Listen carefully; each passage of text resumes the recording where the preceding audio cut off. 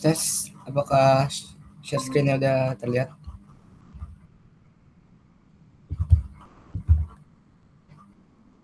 Deh, oke. Jadi mungkin di sini aku mulai dulu aja ya. Sekalian juga di record kan. Mungkin jadi nanti teman-teman yang nggak sempat hadir bisa nonton recordnya di YouTube-nya Badi Program.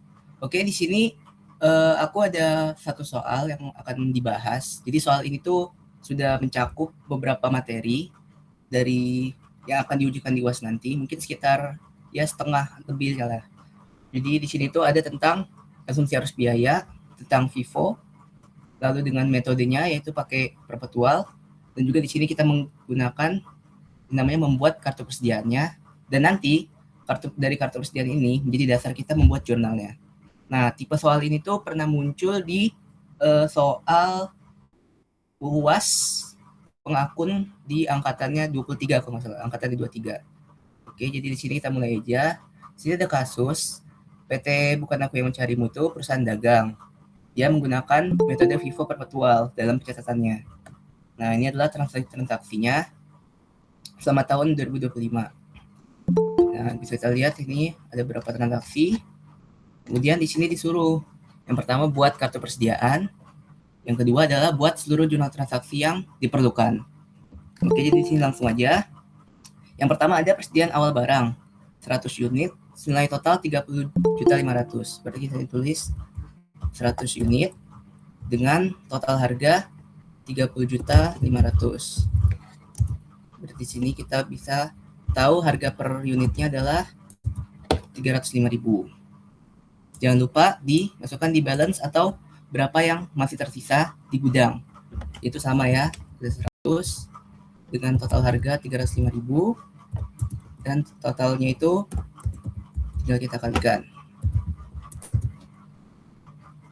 Yang kedua, kita beli barang dagangan sejumlah 200 unit, harga per unitnya 300.000, tapi di sini ada ketentuannya. Ketentuannya ada 2/10. Berarti di sini kita bayar secara kredit ya atau utang. Itu ada 2/10 berarti apa? Berarti dia akan mendapatkan diskon 2% kalau dia membayarnya dalam jangka waktu 10 hari. Dan juga di sini ada FOB-nya shipping point. Nah, ingat ya teman-teman, kalau FOB-nya itu shipping point, berarti ketika barang itu udah keluar dari gudang si penjual, berarti kepemilikan barang itu udah jadi miliknya si pembeli. Jadinya yang membayar si biaya ongkirnya itu si pembelinya. Kebalikannya berbeda dengan FOB destination. Kalau FOB destination itu kan di selama perjalanan berarti barangnya itu masih punyanya si penjual. Berarti kalau FOB destination yang bayar adalah yang jual. Nah, di sini karena kita membeli dan FOB shipping point, berarti kita juga menanggung biaya ongkirnya itu sebesar 400.000. Nah, karena pencatatannya berdasarkan perpetual, menggunakan perpetual, berarti 400.000 ini langsung dimasukkan ke harga pembeliannya atau ke inventorinya langsung nanti kalau di jurnal. Oke, kita beli di sini ada kuantitasnya sebesar 200. Oh, di 10 Januari ya.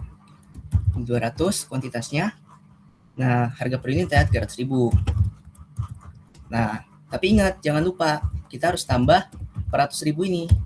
Kenapa? Karena kita yang bayarin biaya ongkirnya atau biaya kirimnya. Jadi di sini kita kalikan lalu kita tambah dengan 400.000. Jadinya di sini ini sama. Lalu ini adalah 200 kali. Nah, total harganya jadi 60.400.000. Jadi harga per satuan unitnya bukan 300.000 lagi. Karena apa? Karena kita menanggung biaya kirimnya. Biaya kirimnya itu nanti dimasukkan ke dalam inventory, menambah harga si inventorinya. Jadi di sini harga per unitnya jadi 302.000. Nah, di sini tanggal 19 Juni, di 19 Januari, dia melunasi utang. Berarti dia membayar keseluruhannya dong di tanggal 19 Januari. Nah, tadi kan ada ketentuan 2/10. Dia akan dapat diskon 2% kalau dia bayar dalam jangka waktu 10 hari. Ternyata dia bayar pas di hari terakhirnya di tanggal di 19 Januari, berarti masih dalam jangka diskon kan? Berarti dia dapat diskon 2%. kalau dapat diskon, ingat di perpetual, berarti dia akan mengurangi harga si inventorinya, harga perolehannya, ingat ya. Kalau pakai periodik, dia baru dicatat sebagai purchase diskon gitu.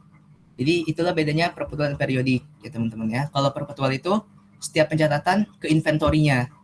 Kalau ada biaya tambahan untuk mendapatkan inventory itu, berarti nambah ke inventory. Kalau ada diskon, ada retur, berarti dia akan mengurangi si nilai inventorinya. Nah, sementara kalau yang satu lagi yaitu periodik, dia itu lebih ke nyatet apa transaksinya gitu teman-teman. Misalnya kalau pembelian ya purchase, kalau ada diskon purchase diskon, kalau misalnya ada retur berarti purchase retur dan segala macamnya. Oke. Di sini dia dapat diskon untuk yang 200 unit ini. Sebesar berapa? Sebesar 2%. Nah, ingat, yang bisa didiskon itu cuman yang kita beli doang. Karena yang kita jumlah sebesar pembeliannya doang, yaitu sebesar 200 unit dikali 300.000. Jangan sampai dimasukkan yang biaya FOB shipping point-nya. Karena itu kan nggak bisa didiskon. Yang diskon itu hanya yang biaya harga per unit dikali sama jumlah unitnya, yaitu sebesar 2%, yaitu sebesar 2% dikali 60 juta. Jadinya si harganya ini, harga perolehannya si inventory ini akan kena diskon ke 1.200.000. Yaitu berarti untuk harga tiap unitnya itu akan berkurang sebesar 6.000. Jadi di sini kita catat lagi berapa yang tersisa di gudang, yaitu nah ingat ya di 200, harganya nanti jadi turun sebesar berapa?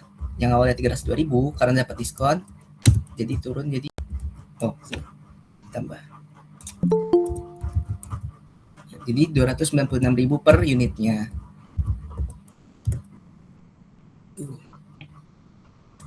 Lalu lanjut ke 2 Februari. Dia menjual barang dagangan 150 unit dengan harga 64.500. Ketentuannya sekian. Nah, karena dia menjual berarti masuk ke kolomnya sold ya yang di sini. Nah, ingat jangan terkecoh dengan harganya. Ini kan harga jual, sementara kartu persediaan itu kita mencatat sesuai harga perolehannya, harga perolehan si inventorinya. Jadi jangan nyatet harga penjualannya di sini ya. Di sini kuantitasnya 150 unit yang dijual. Nah, ingat di sini kita punya persediaan 300 unit. Yaitu dari 100 unit persediaan awal dan 200 unit yang dibeli pada tanggal 10 Januari. Karena di sini pakainya Vivo, berarti dia akan mengeluarkan unit yang pertama kali dibeli, yaitu di persediaan awal, yaitu 100 unit dikali 305.000 ini sama dengan dikali. Nah, sementara kan yang dijual 150 unit, berarti 50 unit lagi baru ngambil dari yang dibeli tanggal 10 Januari. Besar nih dikalikan. Nah, angka inilah yang nanti menjadi dasar untuk penjurnalan di tanggal 2 Februari ini. Karena di soal tidak diberitahu berapa HPP-nya, berapa COGS-nya. Jadi tujuan kita membuat kartu persediaan ini untuk mengetahui berapa COGS-nya, sehingga nanti saat penjurnalannya kita bisa secara lengkap mengetahui spesifik berapa inventory biaya dari yang kita jual. Oke, di sini berarti yang 100 sudah habis, berarti tinggal sisa 150 unit yang seharga 296.000. Oke, kita lanjut lagi ke 3 April. Beli barang dagangan secara tunai. FOB-nya destination. Ya, ingat ya tadi, kalau FOB-nya destination, sepanjang perjalanan itu, dia barangnya masih punya si penjual. Karena kita di sini membeli, berarti kita tidak menanggung biaya pengirimannya. Jadinya di sini hanya semacam kecohan aja. FOB destination-nya tidak diperhitungkan karena itu yang menanggung biayanya adalah si penjual, sedangkan kita membeli. Di sini kita membeli 200 unit 301.000.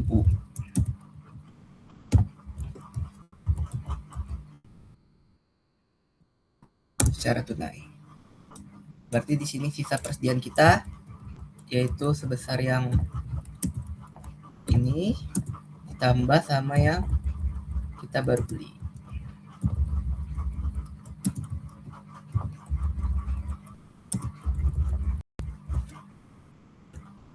Kemudian di 9 Juni kita menjual barang 300 unit. Ingat ya, kalau jual barang di atur persediaannya, jangan tulis yang tertera di sini menjual seharga berapanya. Karena apa? Karena kartu persediaan itu sebesar biaya harga perolehannya, perolehan si barang dagangannya ini, bukan berapa harga yang dijual. Ya. 9 Juni dia menjual 300 unit ke PT Sukabayar langsung tunai. Oke, berarti di sini gak udah diskon-diskon, langsung aja dia menjual 300 unit. Di sini berarti sisa berarti 150 unit diambil dari yang 296.000 ini. Lalu sisanya lagi 150 unit dari yang ini.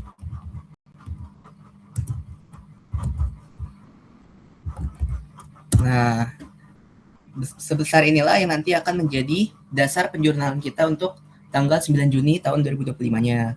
Itu COGS-nya 44.400 tambah 45.150.000 gitu. Di sini ada sisa 50 unit yang seharga ini. Oke, lanjut lagi. Di tanggal 18 Agustus, dia membeli lagi persediaannya. Sejumlah 400 unit. Harganya 320.000 per unit. Ada ketentuan 2/10. Berarti dia ini membelinya secara kredit ya. Dia membeli 400 unit. Harganya 320.000 per unit. Ya, 128 juta. Berarti di sini sisanya, dan lupa tulis ulang, ini terus ini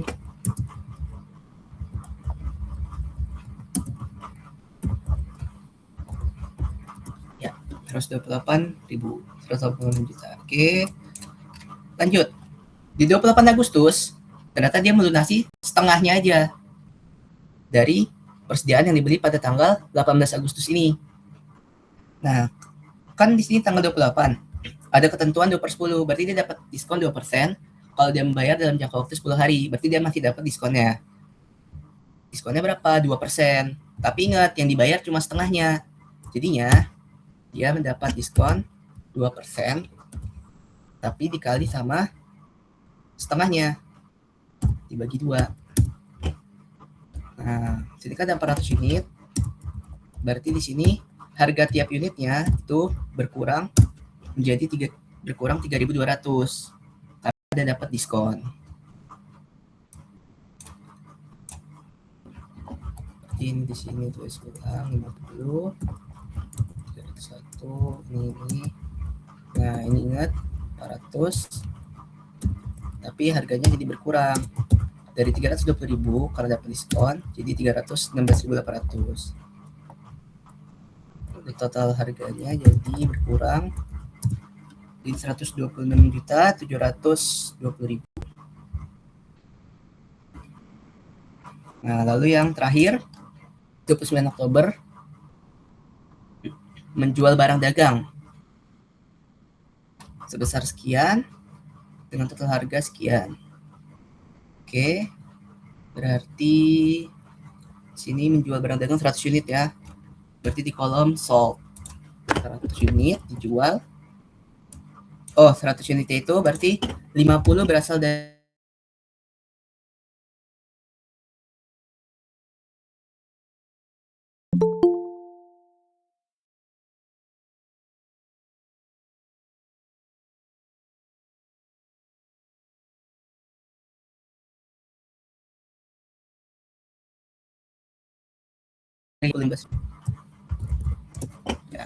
ya, di sini tinggal tersisa yang ini.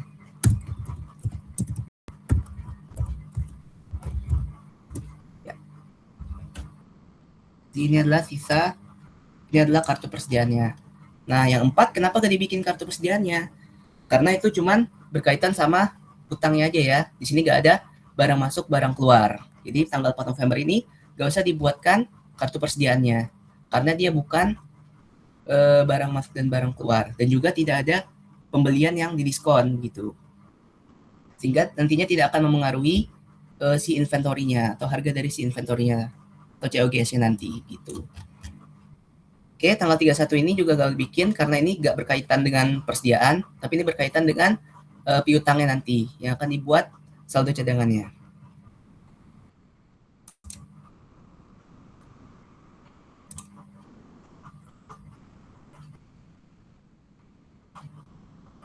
Oke teman-teman, mungkin sejauh ini ada yang mau ditanyakan?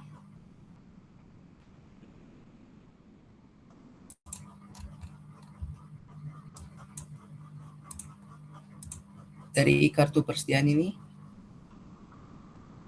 Oke, mungkin kalau ada nanti ya dulu ya.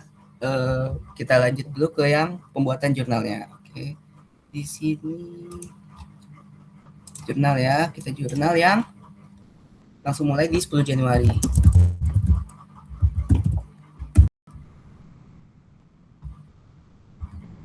Di 10 Januari dia beli barang dagangan, berarti ada inventory.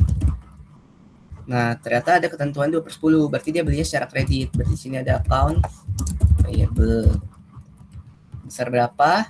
Sebesar 200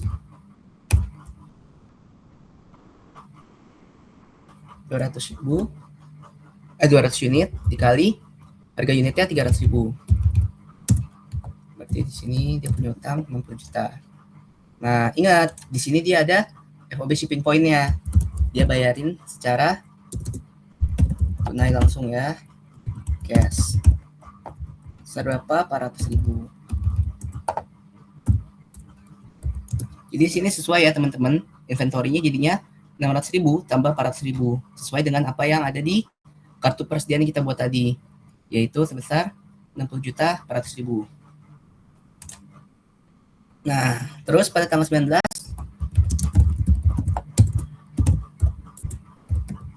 dia melunasi utang. Berarti melunasi utang, berarti di sini 60 jutanya hilang.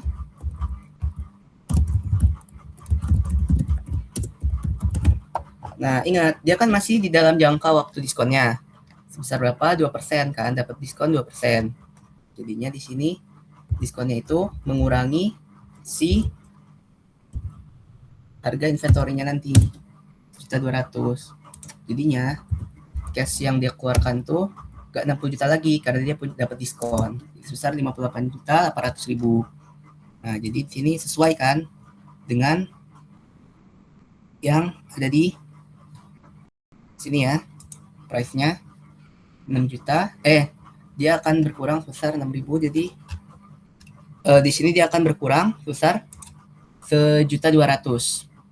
Ingat ya, yang boleh didiskon itu cuman yang biaya pembeliannya aja. Si biaya FOB shipping point ini nggak boleh didiskon.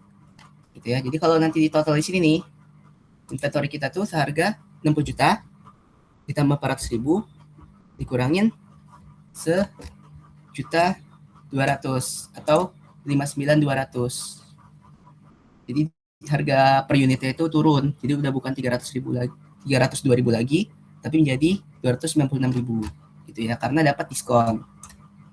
Oke, lanjut ke tanggal 2 Februari. Tanggal 2 Februari dia itu jual barang dagangan 150 unit. Oke, harganya 64.500. Di sini ada accounts receivable,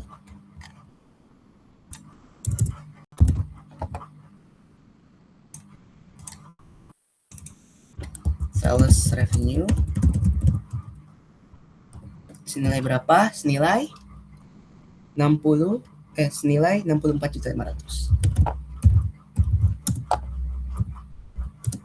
Nah, di sini karena dia pakai perpetual, berarti harus nyatet yang namanya cost of goods sold atau COGS kita singkat, dan inventory atau merchandise inventory juga boleh, tergantung teman-teman makainya apa. Di sini COGS-nya berdasarkan apa? Berdasarkan kartu persediaan yang udah kita buat. Nah, di sini 150 unit itu ternyata dari 100 unit persediaan awal dan 50 unit yang berasal dari pembelian di tanggal 10 Januari. Di sini berarti COGS-nya ini tambahin sama ini. Nah, juga dengan inventory yang keluar sebesar itu. Terus lanjut di tanggal 3 April.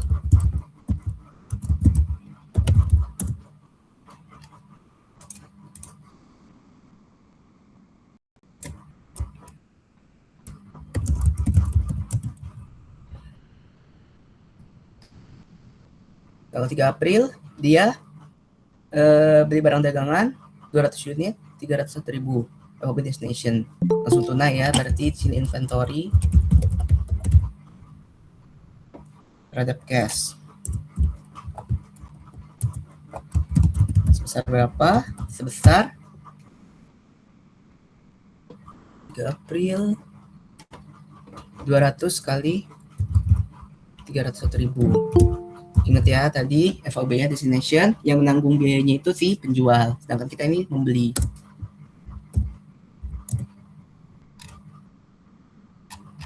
Lanjut ke tanggal 9 Juni.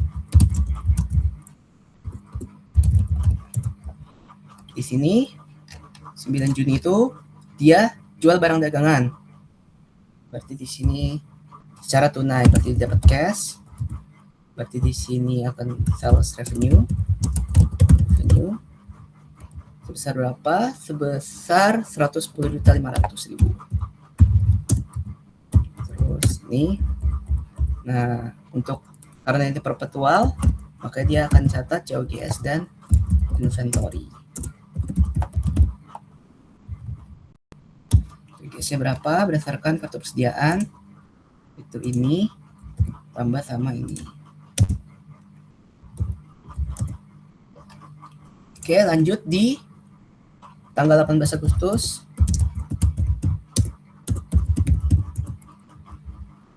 Itu beli persediaan 400 unit 320.000. Berarti di sini ada inventory. Dibeli karena ada ketentuannya 2/10 ini, berarti dia secara kredit atau accounts payable. Inventory-nya nambah sebesar 400 kali 300. Oke, lanjut ke tanggal 28 Agustus. Melunasi tapi cuma setengahnya. Berarti di sini ada accounts payable. Itu setengahnya yang dilunasin. 64 juta. Di sini ada cash dan di sini ada inventory. Karena setiap diskon, kalau dia pakai metode perpetual, dia akan mengurangi biaya dari si inventory-nya ini. Berbeda dengan periodik yang akan dicatat sebagai purchase discount. Nah, dapat diskon berapa? Dapat diskon 2%.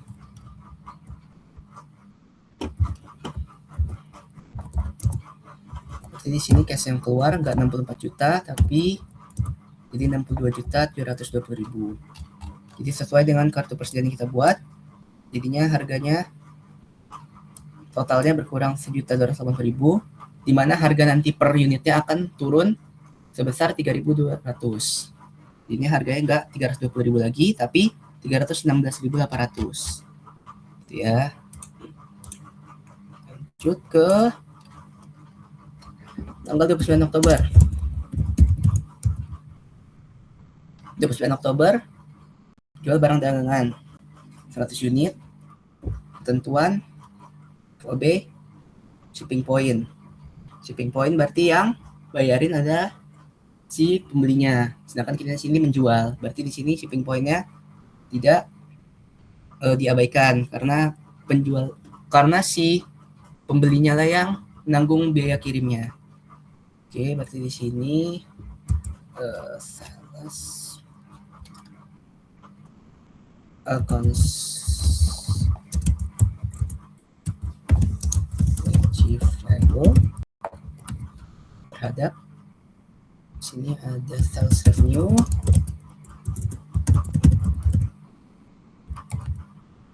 Besar 40.550.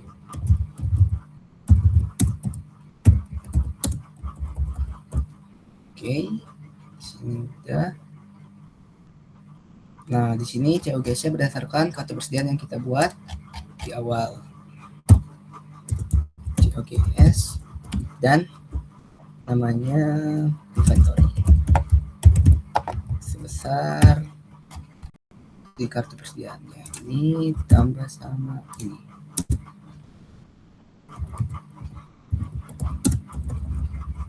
Lanjut ke 4 November. Si PT Aku Malas Bayar ini ngelunasin setengahnya. Melunasi setengahnya berarti di sini cash comes sebesar berapa? Sebesar, nah ini kan 3/10, berarti dalam 10 hari ternyata dia masih dapat diskonnya 3%.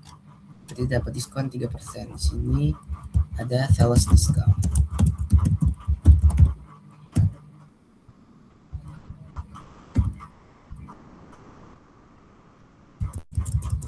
Oh, sales discount di debit, sorry. Sales discount. Oke, karena achievable-nya di sini karena dia lunasin setengah, berarti dibagi 2. Di sini dia dapat diskon 3%.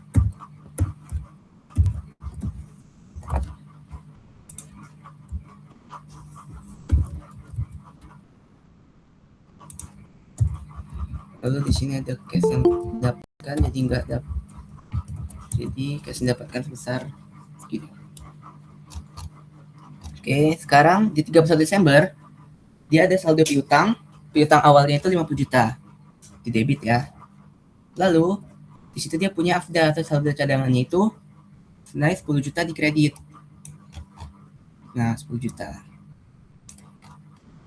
Nah, di sini si PT Bukan Aku Yang Mencarimu ini dia nentuin kalau saldo cadangan piutang tak tertagih ini di periode ini itu sebesar 20% dari jumlah piutangnya per tanggal 31 Desember. Nah, di sini kan ada beberapa piutang nih. Jadi kita sebenarnya posting dulu si core achievable ini ke sini. Setelah kita tahu berapa akun achievable-nya per tanggal 31 Desember, nanti kita bikin 20%-nya berapa. Nah, 20% inilah yang akan menjadi saldo akhir dari si AFDA. Jadi kita harus buat jurnal penyesuaiannya nanti.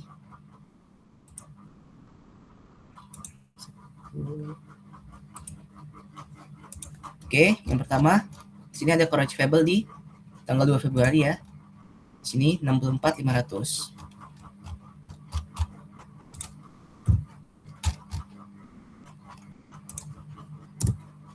Lalu ada core achievable lagi di tanggal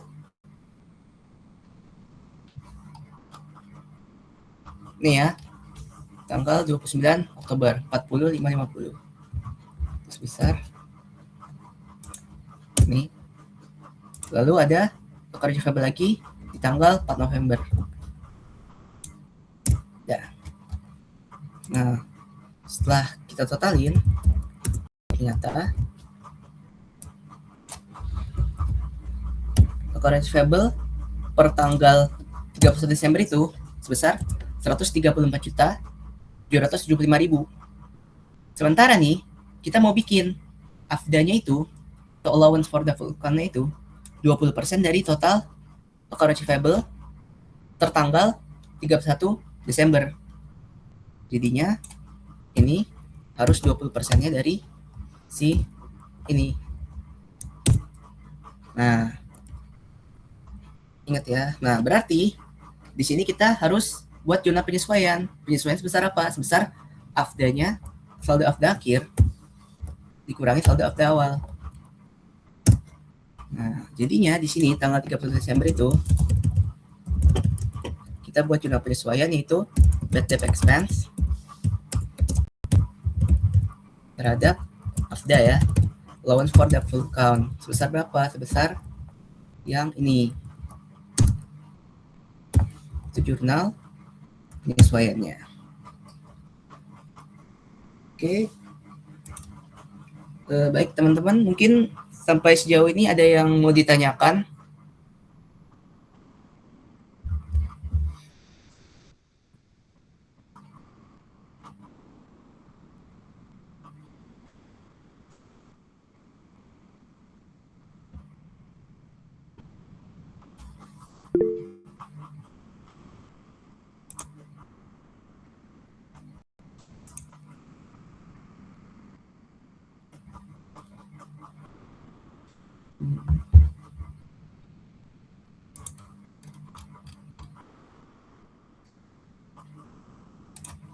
Oke, mungkin kalau nanti ada pertanyaan boleh di akhir aja. Mungkin setelah ini akan dilanjutkan oleh Alex ya. Silakan Lex.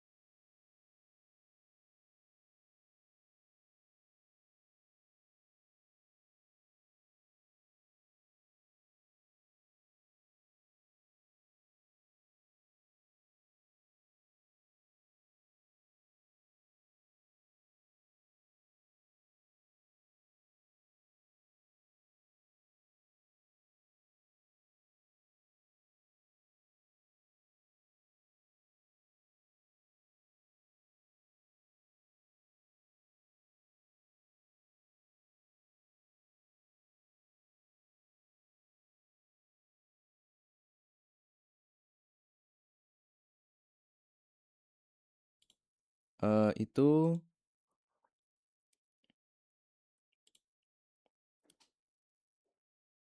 Tuan Maman ya, ada faktornya ini ada dua per kreditornya atau debitornya. Dan dia di sini, jadi kita lihat dulu. Yang di bawah itu ada informasi cadangan piutang dibuat dengan estimasi umur piutang sebagai berikut. Kalau belum jatuh tempo itu 2%, sampai dengan 30 hari itu 5%, lalu 31 sampai 180 hari itu 10%, dan selanjutnya. Itu nanti tinggal masukin aja di template-nya. Jadi persenannya itu rate-nya di sini. Kita tinggal masukin. Lalu kita sekarang identifikasi hari-harinya. Mungkin di sini yang bakal lama itu identifikasi dia tuh masuk ke hari apa ya di tabelnya itu. Nah, jadi Tuan Maman ini kan 15 Desember. Ini dia di 31 Desember. Berarti kan belum jatuh tempo nih yang 15 Desember. Jadi kita masukin 154 juta itu ke belum jatuh tempo. Lalu yang 5 September itu tuh 87 hari. Jadi itu ngitungnya manual. Kalian bisa ngitungnya tuh kayak eh nanti kayak 117 terus nanti dikurangi 30. Itu caraku yang waktu aku ngerjain UAS kemarin.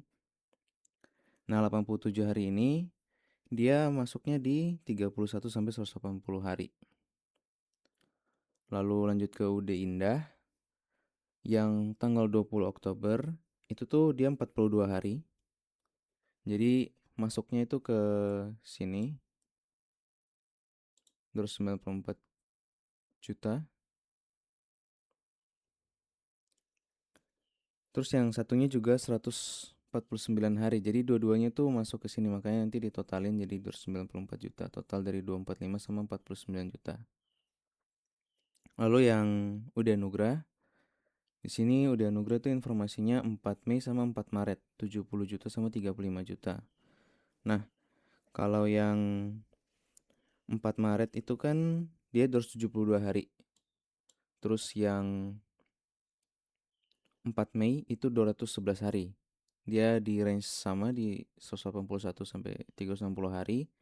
Jadi ditotalin 70 juta tambah 35 juta hasilnya segini. 105 juta. Lanjut setelah itu kita ke Tuan Beni. Nah, Tuan Beni ini dia ada di November sama di Februari. Yang November itu kalau dihitung 22 hari, jadi dia masih sampai dengan 30 hari. Itu berarti 140 jutanya di sini, yang ini. Lalu yang 3 Februari itu 301 hari, berarti dia masih di range 181 sampai 360 hari. Itu sebesar 105 juta. Nah, untuk yang 360 hari kan di Sol nggak ada, jadi dia nol, nggak ada angka sama sekali. Nah, setelah itu nanti ditotalin. Jadi ini total dari ini semua, ini juga. Lalu nanti setelah totalnya dikali ke persennya itu, ke rate-nya. Jadi nanti nih 154 juta kali 2% itu sebesar 3 juta 80, lalu 140 juta kali 5% nanti dapat 7 juta. 399 juta itu dikali 10%, 39 juta. Dan selanjutnya nanti ini ditotalin ke samping kiri sini, estimasinya dari AFDA-nya. Total dari AFDA yang udah kita hitung. Nah, di informasi soal itu kan ada informasi seperti nih, saldo akhir cadangan atau AFDA-nya itu yang tersisa di akhir tahun itu 3.350.000 di kredit. Nah, kan kalau AFDA itu kan dia saldo ini kredit kan. Terus saldo normalnya juga itu yang kalau dibuat di account-nya nanti dia tuh bentuknya AFDA, nanti dia di kredit masuknya. Ini kayak gini. Nah, jadi saldo akhir yang kita mau itu 112.980. Nah, terus saldo awal yang kita diberitahu akhir tahun itu ada 3.350.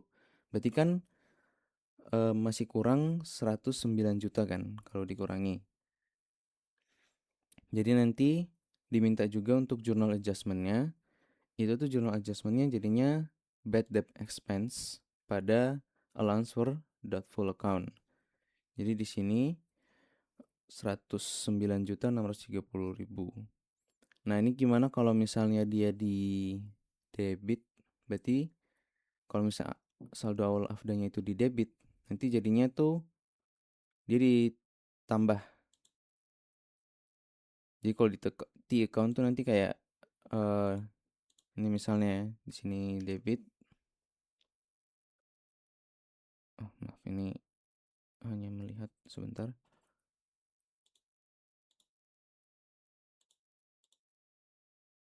Nanti linknya juga akan aku kasih ke kalian. Oke.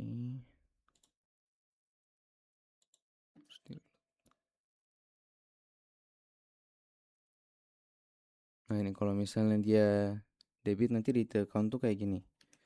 Debit terus ini kredit. Misalnya debitnya tuh 3350.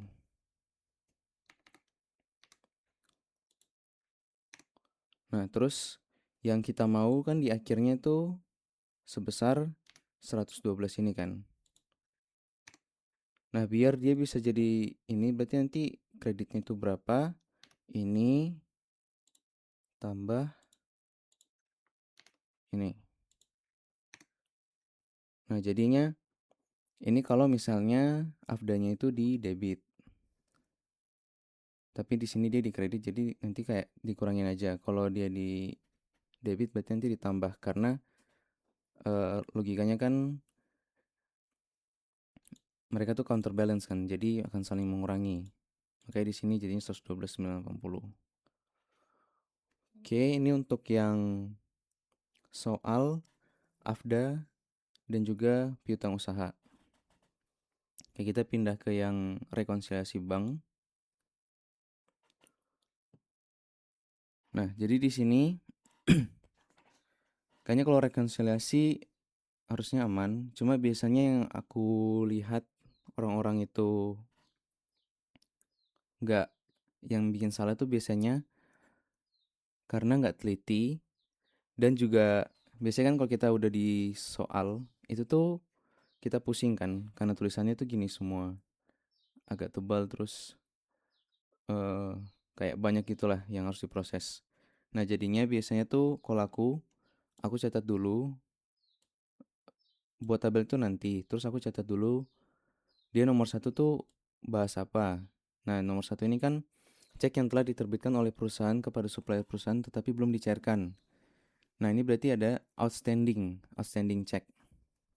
Aku langsung tulis di kertas ujianku, outstanding satu, dan dia itu sifatnya mengurangi di bank. Ini dalam kurung B itu bank, terus dia sifatnya mengurangi saldo awal di bank. Nah, langsung kita lanjut ke nomor 2. Di sini pada tanggal 27 Desember Bank Mandiri itu menagihkan dan berhasil menerima pembayaran not receivable milik perusahaan sebesar 11.900.000 ditambah dengan bunga 315.000. Pembayaran tersebut itu belum dicatat oleh perusahaan. Nah, ini kan belum dicatat sama perusahaan, dan dia tuh mendapatkan, bank mendapat, berarti harusnya menambah. Jadi di sini nomor 2 aku juga tulis langsung not receivable dan interest revenue di perusahaan, dan dia sifatnya menambah. Lanjut ke nomor 3. Di sini dia ada pembayaran beban renovasi kantor sebesar 2.100.000, tapi dia malah dicatat 21 juta.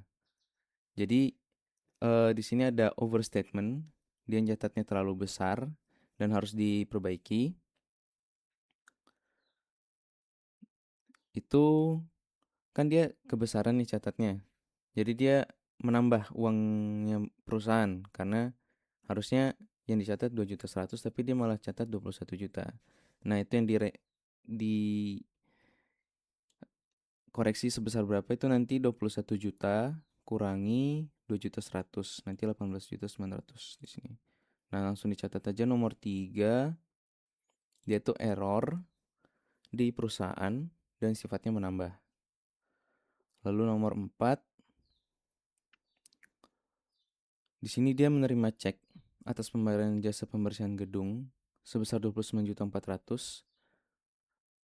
Tapi di sini dikembalikan sama Bank Mandiri karena dananya tidak mencukupi. Ini bounce check ya, NSF. Dia tertolak ceknya karena dana bank itu nggak cukup. Jadi di sini anggapannya perusahaan tuh udah nyatet karena dia udah terima ceknya kan. Cuma waktu dia kasih ke bank malah ditolak karena nggak cukup dana. Jadi dia harus keluarin itu untuk menyamakan kasnya. Nah, jadi di sini dia itu bisa ditulis saja NSF, terus dia di perusahaan dan sifatnya mengurangi. Lanjut, nomor 5. Kas yang diterima perusahaan dari pelanggannya untuk pelunasan utangnya pada perusahaan sebesar 16.100.000 dicatat oleh perusahaan sebesar 22.400.000. Ini kan dia diterima. Jadi dia terimanya itu 16.100.000, cuma dia salah catat 22.400.000. Nah, di sini terjadi overstatement di penerimaan.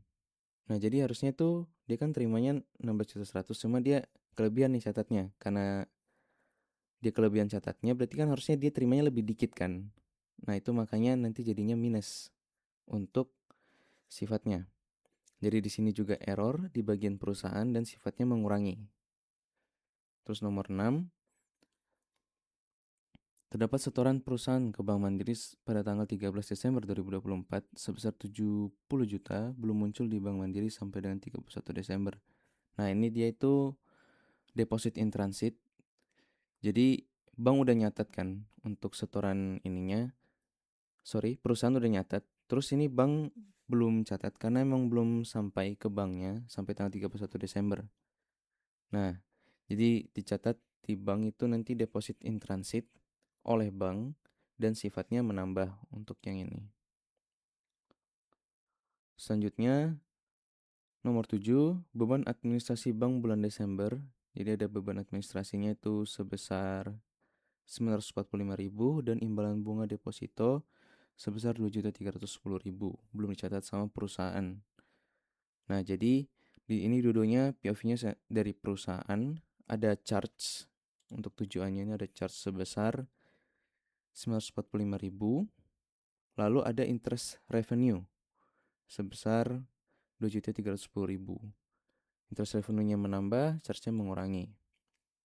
Nah, setelah itu kita langsung masukin ke tabel rekonsiliasinya.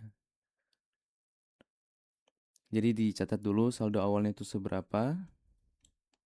Untuk kedua ini informasinya itu ada di soal. Lalu kita mulai dari bank dulu. Bank di sini kan ada 2. Nah, jadi tinggal masukin aja. Deposit in transit sebesar 70 juta, lalu outstanding check sebesar 31.500.000.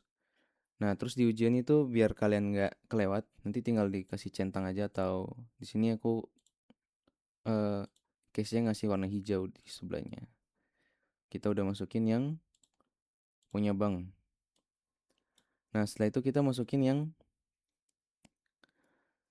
menambah di perusahaan. Yang pertama tuh kan ada nomor 2 tadi, not receivable kan, sebesar 11.900.000. Informasinya di sini. Terus ada bunga juga 315.000. Nah, jadi kita catat not receivable menambah 11.900.000, lalu ada interest revenue sebesar 315.000, lalu kita centang di sini. Oke, berarti sekarang kita ke nomor 3, masih di perusahaan juga, error, dan dia sifatnya menambah, berarti kan correction. Di sini aku juga kasih tanda nomor 3 biar nggak bingung. Nah, tadi kan angkanya itu dapat dari, dia harusnya catatnya 2.100.000, cuma dia malah catat 21 juta, berarti harus dibenerin 21 juta kurangi 2.100.000, yaitu dibenerinnya 18.900.000. Oke, udah dimasukin, lalu dicentang lagi. Setelah itu yang sifatnya menambah di sini tuh sisa yang terakhir, yang 7B. Interest revenue sebesar 2.310.000. Nah, jadi tinggal dicatat aja, terus dicentang lagi. Selanjutnya yang mengurangi. Mengurangi tadi itu ada NSF karena dia ditolak kan ceknya sebesar 29.400.000. Kita centang lagi. Lalu sekarang di correction. Correction tuh biasanya error kan. Nah, di sini errornya itu tadi dia harusnya catat 16.100.000, cuma dia catatnya berlebihan 22.400.000. Dan ini sih karena di penerimaan jadi harus dikurangi. Nah, dikuranginya itu sebesar 6.300.000, itu hasilnya dari 22.400.000 kurangi 16.100.000. Udah dicatat, kita centang lagi di sini. Lalu yang terakhir ada charge sebesar 945.000. Dicatat, dimasukin ke sini, terus kita centang. Nah, ini kan udah centang semua, jadi harusnya itu kalau misalnya kerjanya teliti dan nggak buru-buru itu nanti pasti bener. Dan setelah itu tinggal ditotalin aja. Jadi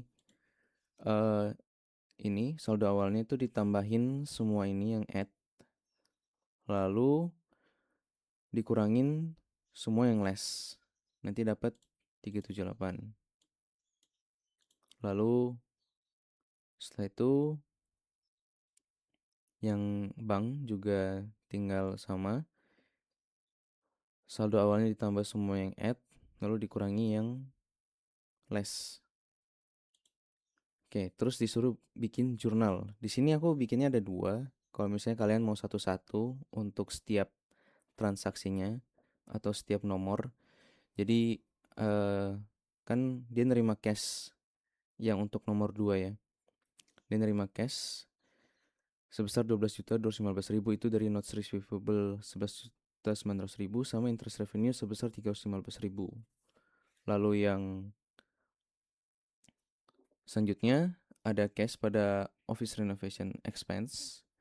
Itu yang tadi dia overstatement harusnya dicatat 2.100.000 tapi malah 21 juta dicatat. Kita juga tulis di sini. Lalu di sini yang interest revenue kedua yang dari banknya 2.310.000. Ini yang sifatnya menambah cash semua ya, makanya cashnya di kiri. Lalu yang selanjutnya yang untuk lastnya di perusahaan account receivable yang ditolak ceknya itu jadi dikurangi account receivable-nya terus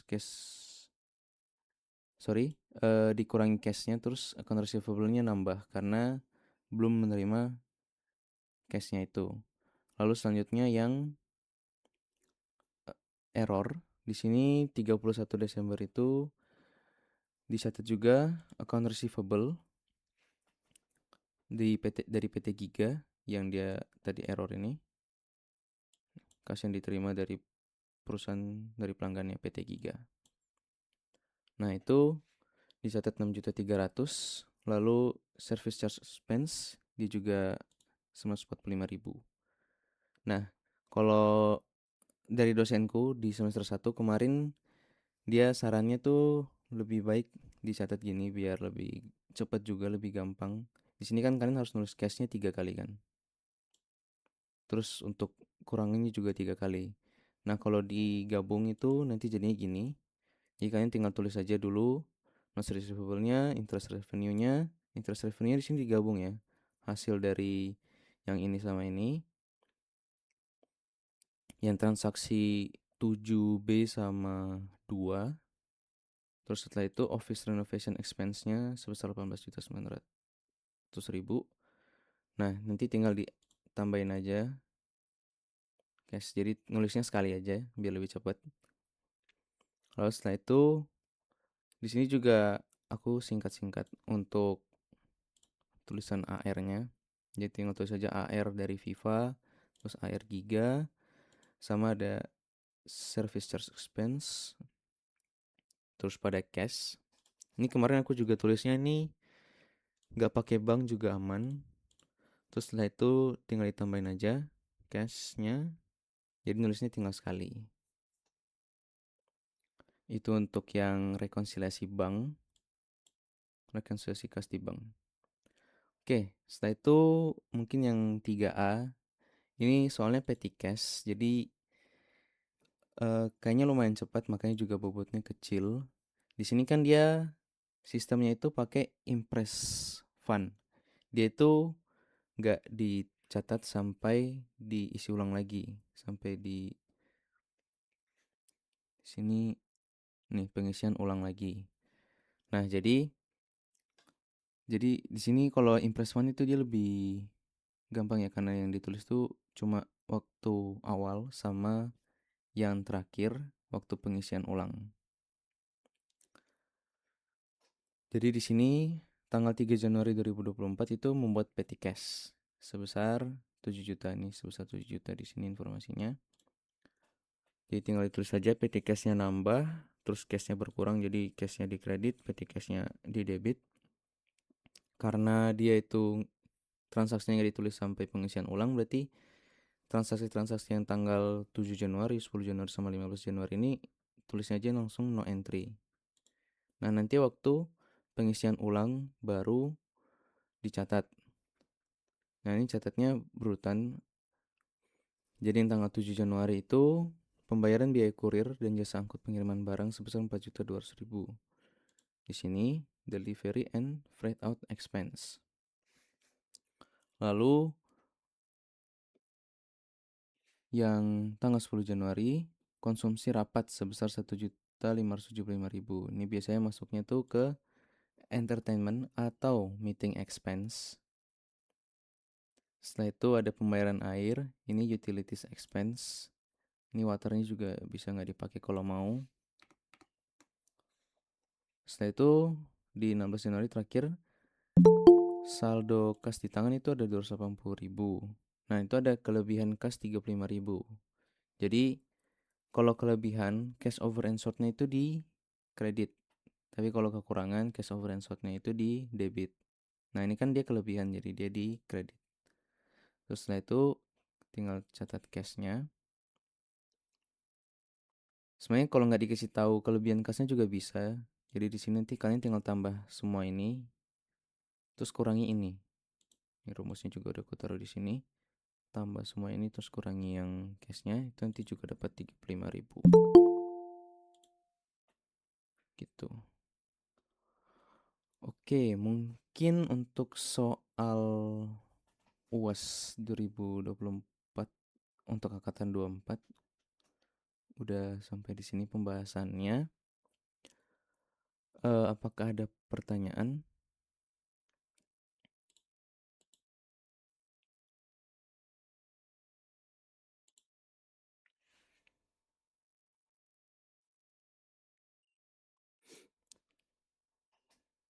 Oke, kayaknya udah mantap semua, yang udah jago.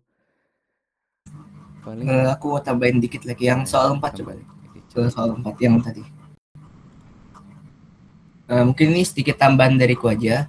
Kalau misalnya nanti ada soal aging schedule gini, terus nanti di rate-nya itu nanti ada yang rate-nya itu 100%, itu berarti tandanya piutangnya langsung dihapus saat itu juga ya guys. Jadi langsung aja bikin BDA terhadap APDA-nya sebesar berapa persennya itu.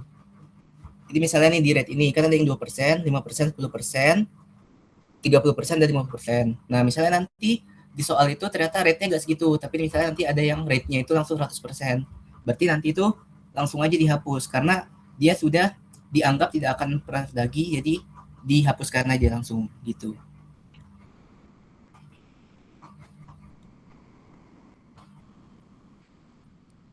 Oke, berarti misalnya nih Chat, kalau misalnya ini 100%, Ya, berarti nanti langsung langsung dihapuskan dicatat. aja. Langsung dicatat 210 juta BD Ya, per langsung FD. catat 100 210 juta BDF gitu. Oke, thank you Richard. Nah, mungkin itu saja untuk eh, presentasi dari kami atau pembahasan soal. Kalau nggak ada pertanyaan, mungkin akan kami tutup. Coba aku konfirmasi lagi apakah ada pertanyaan.